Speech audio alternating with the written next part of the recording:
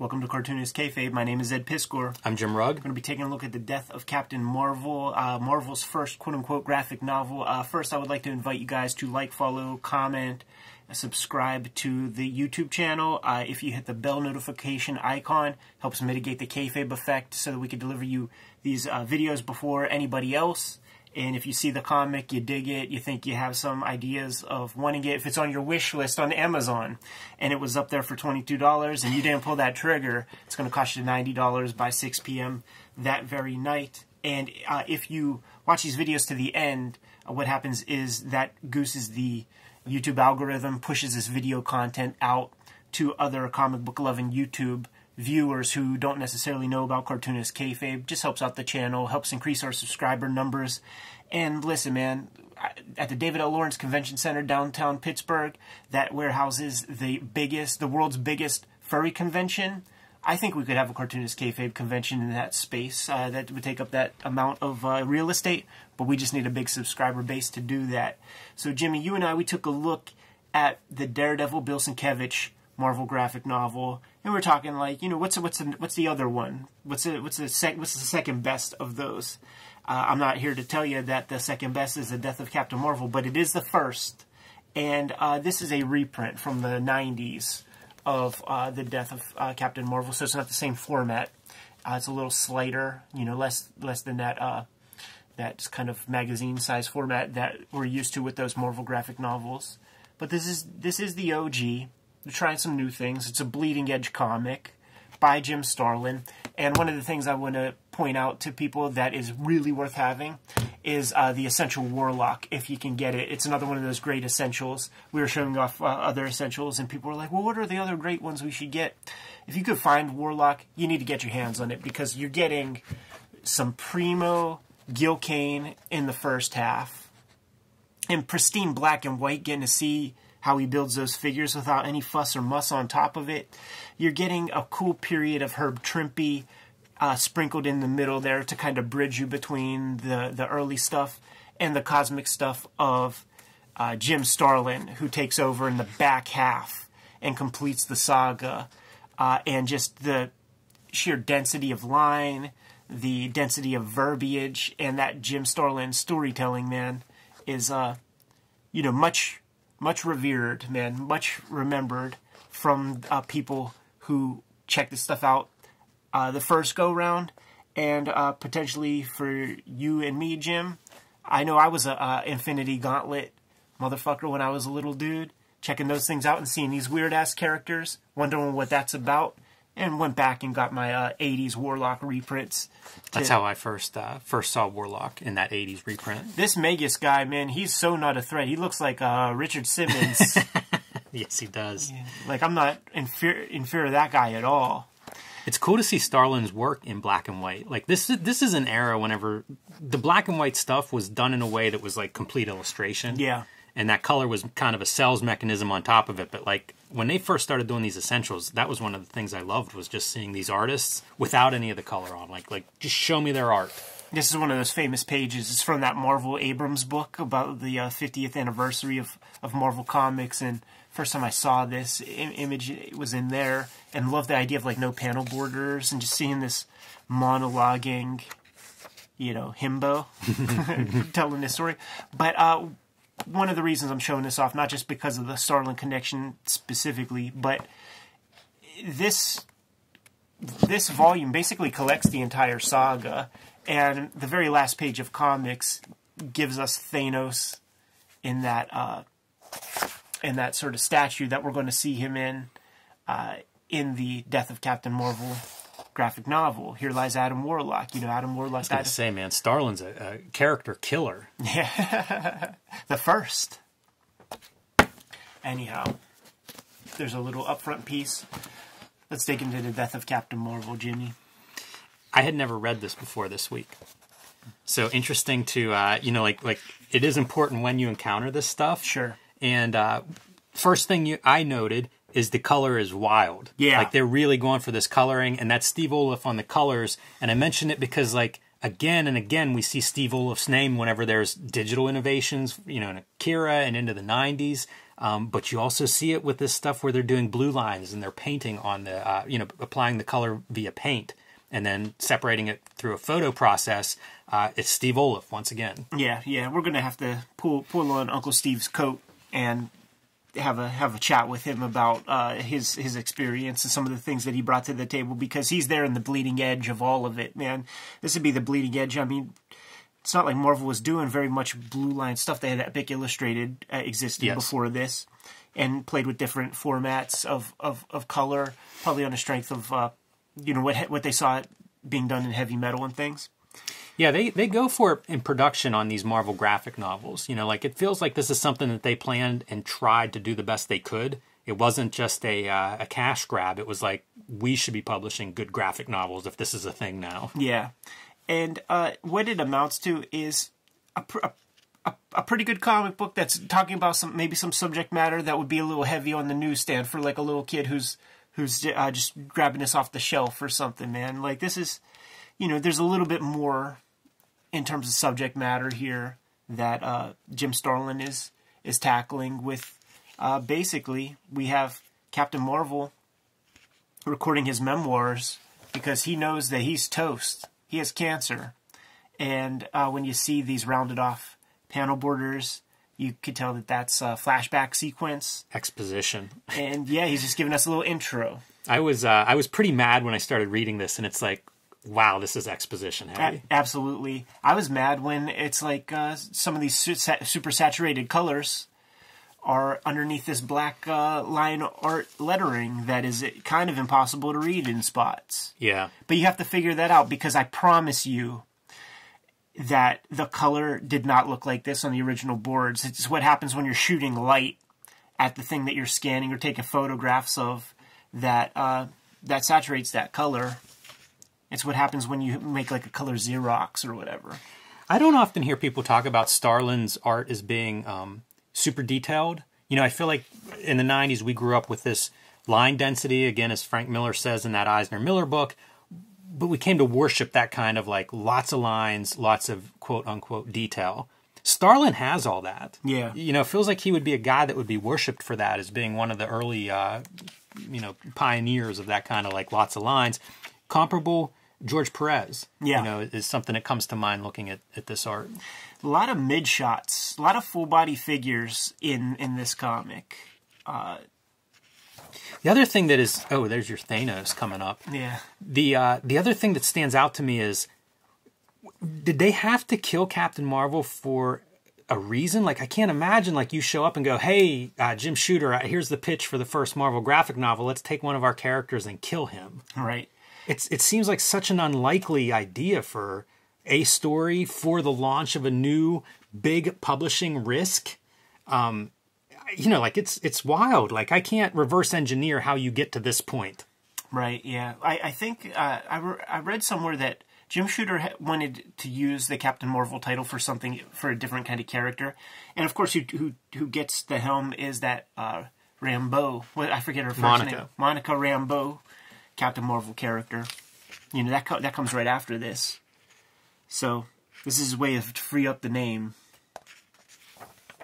Yeah, I guess so. It just is. I don't know, man. It seems wild to write off a character this way.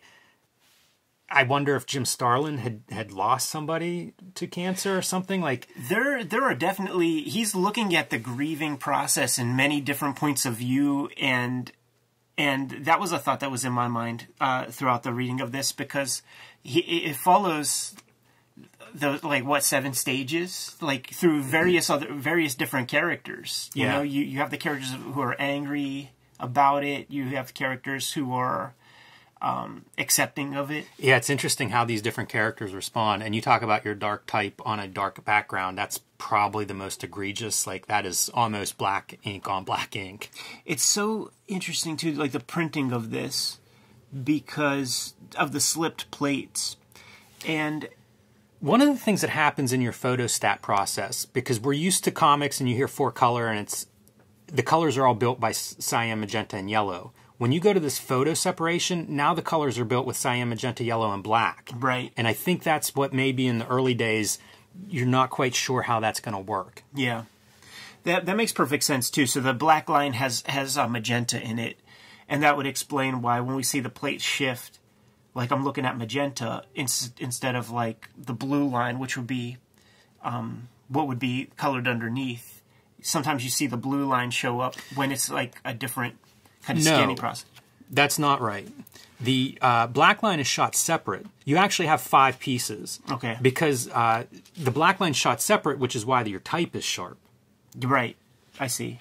Yeah, I don't know why that legacy line would be under there, unless it's something that shows up on the blue line. If just from painting on top of it kind of creates a darker line, even though the blue line starts out super light, but maybe once you put a couple of washes over top of it, it darkens it up maybe. I don't know. It's a strange thing. Maybe the edges are built up a little bit more when you're coloring. I notice that sometimes whenever if I'm painting something, and I like that effect, but the edges get built up just because you're sort of like really delineating that part, you know, even if it's just in color. Right. I'm just fascinated that like there is a magenta line. Like it's not a blue line. So are they coloring the magenta? Yeah, maybe they are shooting it and the lettering is the only thing on a separate layer. Yeah. But it does create like problems. It's how you end up with muddier colors than maybe you envisioned having. We see it in digital all the time when people color and have black as part of their color. Yeah, and you know what? You are right in this case for sure, man. This is very, very tight lettering, but there will be comics where you see the lettering shift with different color plates, and I always was like, what the fuck is that? How does that work? And that still happens in digital. You know, yeah, you end up with your 4-color blacks. Wow, that was a lot of pages of us just talking about something no one cares about. Listen, that's what they come to the Kayfabe channel for, Jimmy. This story is interesting, you know, because the Cancer is such a different kind of enemy or antagonist. It's pretty interesting how Starlin is able to not just do all that exposition. I was mad when I started reading this on pages 2 and 3, where it's like, is this really what this is going to be? And he finds ways to not do that. Like he does find these ways to have different characters show up and have some like very different scenes, as you say. Maybe it's the 7 stages of grief, but it's good storytelling for something that could be done terribly. I see this as a direct sort of consequence of, you know, it's a son of Stan Lee kind of comic, but it's also harkens back to like the Denny O'Neil, Neil Adams, Green Lantern, Green Arrow stuff, where they're handling some different types of subject matter. They're doing it their way. They're doing it the way they know how. It would be you're sort of Jim Starlin is not shooting for Will Eisner territory or like, you know, some sort of tremendous literary feat. This isn't an Art Spiegelman comic. He's trying to make a really, really good comic that's talking about some other subject matter, still using Cape characters. Like it's a Cape comic. It's a bizarre mix of these different tones and languages. You do not see very many superhero comics that try this because it's almost impossible to pull off. You know, like there was a skull in his eyeball, you know, like reflecting in his eyeball. It's such a contrast, like in terms of language, you know, what the language of this genre is versus what you're trying to talk about in this story. Part of the magic in a way, because you don't see too many comics like that. He plays with silence really good, and it's always the same pregnant pause that's in relation to his health or something before he says something, and look at that right there. That's a vicious little moment. And we're probably going to turn the page to probably one of my favorite pages in this comic, where we see this guy. Forgive me if I am not up on my cosmic lore with these various characters and stuff. But they all have like heavy names like Eros and Mentor and stuff like that. Yeah. That may be Mentor. I'm glad you pointed this one out, because there'll be a few of these panels where I feel like he's trying stuff, you know, with the compositions, and hopefully we'll catch them as we go and point out, because there's some stuff that's just unusual throughout here, and I feel like that's Starlin really thinking and you know, trying to figure this out. Like, how do you address some of this stuff visually? Yeah. This is a good piece coming up where this old dude is asking him, like, did you tell your old lady yet? He's like, not yet, man. So we see him at this little terrace. There's our homegirl. And then we get this, like, single page piece. That's perfect. Perfectly done, man. You don't need a word. You sell it through body language and things. Bits of this remind me of, like, the studio. You know, some of the more ornate line work. Yeah. And I'm sure that Starlin was looking at that stuff. You know, I think comics were pretty small at that time, and if you were interested in this, and clearly he's a visual guy, you're going to be looking at what your peers are doing and what boundaries people are pushing. Yeah, you said the P word, man. Those guys are his peers. A little bit more exposition pieces because we've got to build Rick Jones into the comic. Man, Rick Jones, the best Marvel character. Certainly has had kind of the coolest life. Yeah. He's seen more than Uatu the Watcher. Yeah, those two should be hanging out, swapping stories. This is the kind of stuff like Tom loves Starlin so much, but there will be like these like weird characters that's just like a big head with hands coming off it, and he's like, that character just disgusts me. and I would bet that this is one of them too. That looks like Actual Press Button, except Actual Press Button got pushed even further.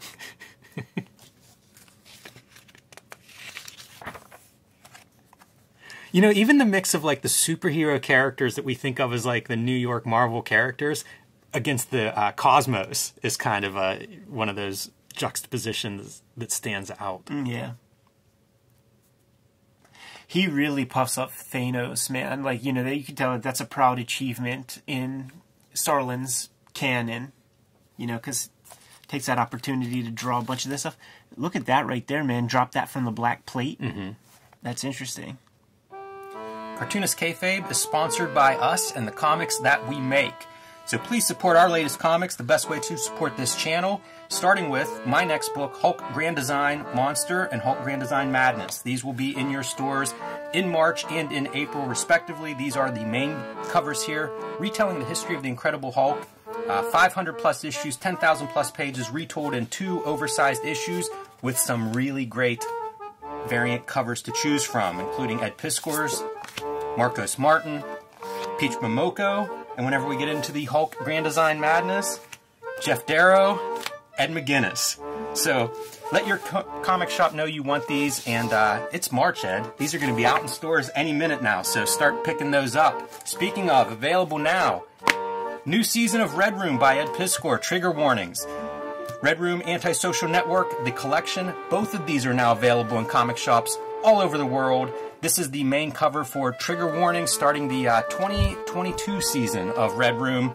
If you like violence and depravity, we're about to up the level of that. And start looking for Red Room Trigger Warnings #2. This is the cover to seek out. That'll be coming to your local store in April. You can also pick up our back catalog from Ed Piskor, WYSIWYG, Hip Hop, Family Tree, 4 deluxe oversized volumes available, as well as box sets telling the history of hip-hop, the book that started the Grand Design craze, X-Men Grand Design by Ed Piskor, 3 oversized, treasury-size edition volumes available telling the complete history of the X-Men. And my books that are still available in print everywhere books and comics are sold. The Plain Janes, the first young adult graphic novel here in America, and Street Angel, Deadliest Girl Alive. And now back to our regular scheduled programming. These like elongated characters, like I really like it. It's super small head, super heroic. Like Giordano says, 9 heads for a superhero.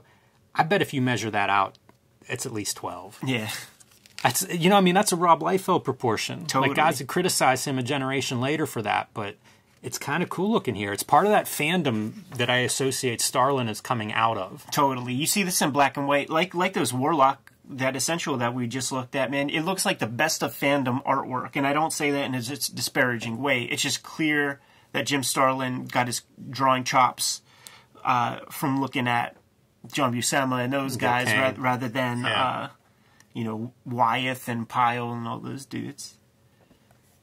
Yeah, and you really see it here with a couple of these kinds of Rick Jones, normal dude, next to Captain Marvel, a superhero. Yeah. When we went to that Muter Museum, they had a skeleton of like a very tiny person, and they had a skeleton of like a 12-foot tall guy. And I remember like seeing that skeleton, and it crossed my mind like that should be Captain America's skeleton. Like he should be that big. Imagine that. I like whenever a cartoonist is able to pull off that kind of like scale. Like Byrne used to do it with Wolverine, where it was like you make this guy shorter. Nobody does that anymore. Yeah. And whenever it's done, it's so effective. It really has an impact. And this is Rick Jones by way of Junior White from Breaking Bad whenever Walter reveals that he has cancer and doesn't want treatments and stuff. Then fucking just kill yourself, Dad. Why don't you just die, you pussy?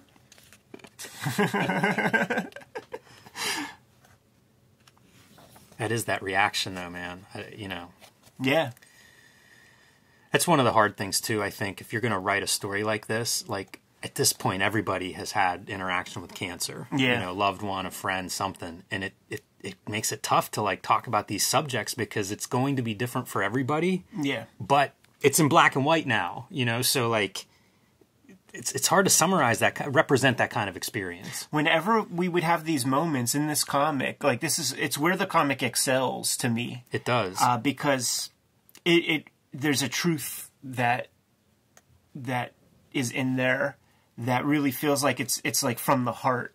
You know, then you got to go to me, this is the bargaining stage. This is Rick Jones going to the superheroes and trying to hook up with like all of the most like scientific doctorish guys. Like, we have to figure something out. Like, the entirety of human history hasn't figured out cancer, but like someone I care about has it, so now we have to solve that problem. And it's one of those hard fucking scary realities, man. Yeah, it's a good scene. It's a good scene in that there's an emotional reality, and there's the, yeah, we're superheroes, but we're not gods. Yeah. Like, there's nothing we can do. We're powerless in this one fight. Yes, and and like, this is where it's that evolution of Lee and Denny O'Neil, where it's like, you know, I fought the Kree, and I fought the Skrulls, and I fought all this, and I knew I was going to die, but, like, I didn't know that something like this is what was going to take me out. Starlin is a superhero guy. He has a very specific sort of iconography to his artwork. So he has to tell us that Marvel is getting a little bit more wasted away and emaciated because he can't draw that. And that's why he's not wearing his costume anymore. Right. Like, maybe don't have the rib cage like that, you know, Yes. like the muscle titties. I think that's a lost opportunity visually. It is. Like, if we could have seen that costume hanging on his emaciated frame, Yeah. man, that would have said it. You know, that would have been that image that's worth 1,000 words. Oh, totally. But, you know, maybe he tried it and it didn't work, and this is a solution, because it does call attention to it. It's just a little bit different. It's tell, not show. It's a stage, too, though, you know, because, like, now that costume's gone. Yeah. Like, the superhero's gone. Right. Right. And that's the concession. That's like, I need help now. And that's something that, like, a lot of people won't, you know, we have proud dads and shit. And it's like, that idea of them asking for help sounds crazy. I didn't look it up, and I wish I would have looked up, like, what the reaction and the peer reaction was to this. Yeah. Because it does feel so ambitious when you think of, you know, John Byrne's drawing Fantastic Four at this time, and, you know, it's sort of business as usual for the Marvel Comics universe, and it does feel like this is a cartoonist that's really trying something. And it doesn't all work. It's not some flawless, this shouldn't be next to Mouse on the pantheon of great graphic novels, but it is a dude really going for it. It's a really good superhero style comic. You know, like, that is what it is. It's certainly a different superhero style comic, too. If you're trying to push the boundaries of the genre a little bit, or trying to do something new that we haven't seen before, mission accomplished. This is one of those awkward pieces where it's behind an oak paneled door. Get some purple prose on there. Thanks. I think there's another one of, like, the wood paneled corridor. Like, why? Okay. What are we adding here? We got our guy showing up, man, from the States to pay respects. What is this character, man? I felt like that was from DC. I don't know. Yeah, I don't recognize that ain't one. Etrigan? You know, some other rhyme or demon? That'd be really cool if he had snuck in a couple of Easter eggs along those lines. That would speak to the magnitude of Captain Marvel, you know, if, like, Batman came to pay some love. Because how loved are you if Tigra's the one that's coming to say what's up, or the Defenders? It's like, damn, I didn't make enough of a mark. I got Tigra. Yeah, there's a silliness there too, to everybody being in their costumes. That's the thing. I mean, look, if you're Starlin and you set out to do this book, that's the challenge. Yeah. How do you have Spider-Man standing there and emoting? And by the way, it's a good. This is another good scene, Yes, it really, is. man. So they're in their costumes. We concede that is what it is, man. But they're coming in. Thing is doing that thing that I actually prefer, where it's like, let's talk some shit, let's get my mind off of nonsense, blah blah blah. And Spider-Man is just like has to dip. Yeah, I wondered if there was something going on in Spider-Man, if he had a character that died, that he had lost from cancer, because he's so, like, he stutters around, stammers, and then just has to leave. And it made me think of the boy in him, like he's might be the youngest of the superheroes. Yeah, it could be. Because it could be his first interaction with that sort of thing. Kind of like some of Starlin's, like the way Spider-Man looks. Yeah, it's almost like that Bernie Wrightson one. Yeah. The wonkiness of it. The big-ass neck.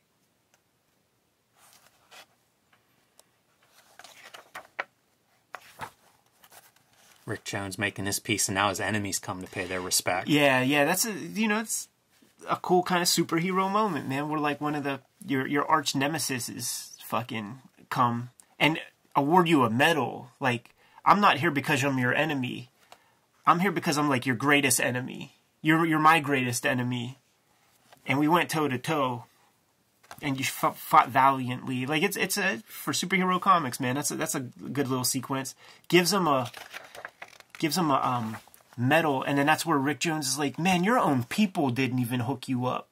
You have your straight up bloodborne enemies come in to pay respects, but your own people didn't. And he's like, well, I'm a traitor. Yeah, this kind of stuff is pretty good, I think. These are moments where, like, you can imagine what's happening here, minus all the superheroic fantasy elements of, like, man, it's complicated. This stuff doesn't get resolved just because somebody's dying. It's not like suddenly the family is now back together. Right. What do you say with this stuff, man? Steve Olive doing some drawing? Looks like it, yeah. Yeah, there's a couple instances of it, and it creates that depth of field when you don't have that black line. I wonder if that's something they communicated and it was clear, like, hey, this should be interpreted as a window as opposed to like a pattern. Because it would have been easy to have that be almost a piece of modern art on the wall. Sure.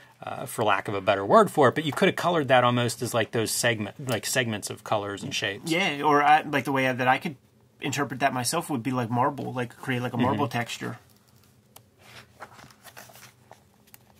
And there it is, dude. Nice, cool blue to signify the death. Unfair, man. That's a word that you hear a lot in a situation like this. And then we have our kind of surrealistic Starlin moment with a superhero death. And you see the impact of the costume returning, the identity. Yeah, and he's his whole self, and it's that whole idea. The day my grandma died, I had a dream of her earlier that day, and it was like a young, vital version of herself before the call came. And, like, I'll never forget that stuff. So there's that whole idea that when you get brought back, you're not brought back, or not brought back, but, like, if there's an afterlife, it's not your emaciated, cancer-ridden form. It's, like, the vital you. I like some of the comics, the cartooning here, like Thanos stepping through that portal and you get the leg on one side and him on the other side. It's a cool visual. That's sick, man. Another opportunity for Steve Olive to go kind of ham with that color and do a lot of things, man.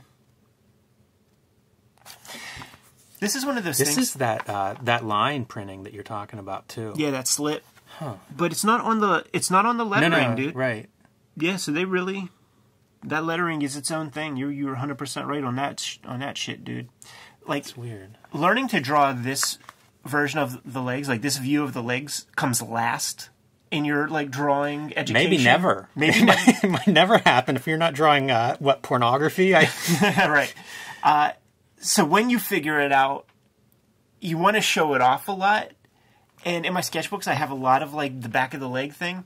And sometimes like when I'm with at my folks' house with my little nieces and nephews, like I'll draw views that are like more complicated, but nobody's impressed by that. Like, they want to see like the cool front-on hero shot, but like you or I could like look at that and be like, yeah, not bad.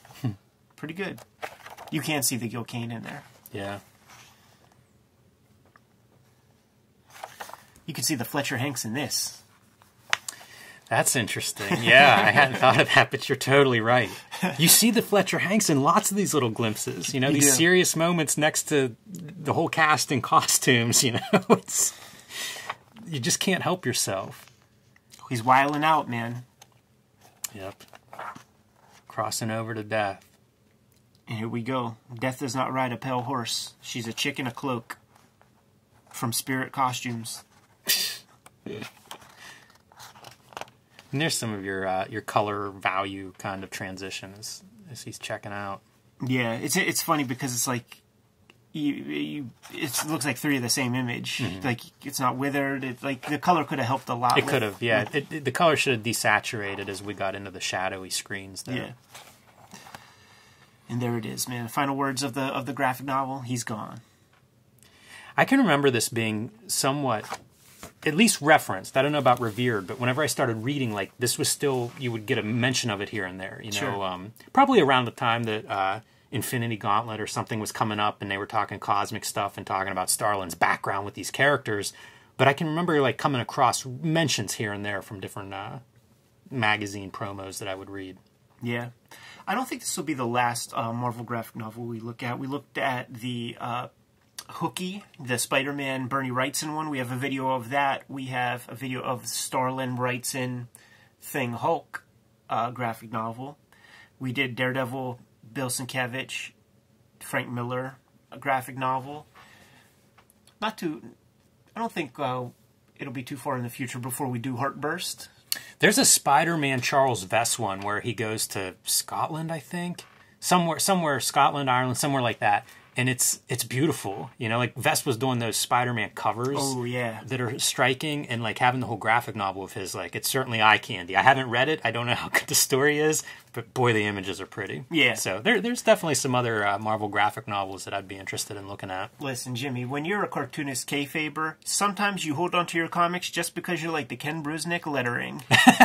Very true. You good to go? I am. Kayfabers, like, follow, subscribe to the YouTube channel, hit the bell, will notify you when new vids are available. What's out there, Jim? Hulk Grand Design Monster and Hulk Grand Design Madness coming to your comic stores in March and April. If you haven't pre-ordered those already, tell your local comic shop to reserve a copy for you. They might still be able to pre-order those. And join me on patreon.com/JimRugg. Red Room Trigger Warnings, Issue 1, out on the stands today. Every issue is completely self-contained, and it'll be coming out on a monthly basis. Murder on the Dark Web for Fun and Profit is the name of the game in Red Room Comics. You could read those comics before they hit paper at my Patreon, patreon.com/EdPiskor. There's $3 for the archive there, more than 200 pages of comics, including the entire Anti-Social Network season of Red Room Comics. What else do we have, Jim? Subscribe to the Cartoonist Kayfabe newsletter at the links below this video. You can also find Cartoonist Kayfabe t-shirts and merchandise at the links below this video. That's another great way to support the Cartoonist Kayfabe channel. Jimmy, give them the marching orders. We'll be on our way. Read more comics.